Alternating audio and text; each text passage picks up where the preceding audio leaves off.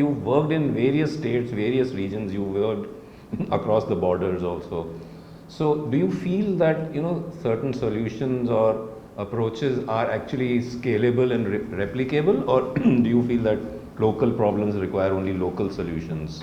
What's your thinking on that? Well, I would be sort of moderate in my response to that. For example, I just asserted that cooperatives of any kind, I don't mean the institutional cooperative, but I'm saying just collectives of any kind, have a significant advantage for addressing a range of issues. Now, this is a universal statement.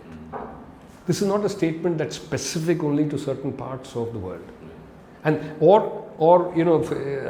I was in Africa and I actually worked on India Mark II hand pumps. Now, there's an entire range of hard rock and alluvial regions where safe drinking water can be provided by India Mark II hand pumps at an enormous advantage, because these are very, very easy to install and maintain. But that's technological.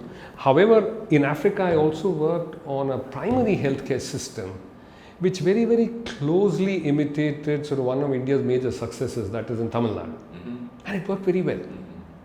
Which is community level health workers, which is actually giving them a lot of importance. I mean, there are elements of a primary healthcare system which are replicable. There are some which are not, but significantly, so it actually worked. I mean, when I say that, look, this is replicable, it's because I've actually tested some of this. So one is certain technological choices, provided we fully understand the technology. There are also certain institutional choices, provided we understand that. However, we need to also realize that a lot of development is about challenging structures of power.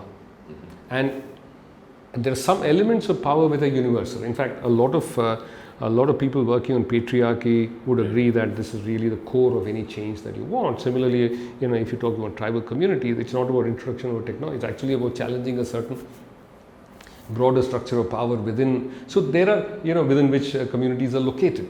Now, there are certain elements of power relations or power structures which are actually uniform, and therefore ways of resisting or ways of challenging those structures of power can actually be, there could be a lot of cross learning. On the other hand, there are certain forms of mobilization and there are certain forms of things which are very, very culturally specific. So I would say that the answer is somewhere in between, but the question that you asked is very important, and it's extremely relevant for all of us to be mindful of that. In fact, one of the fundamental problem that we've had is when people ignore that, and therefore the solutions often create new problems.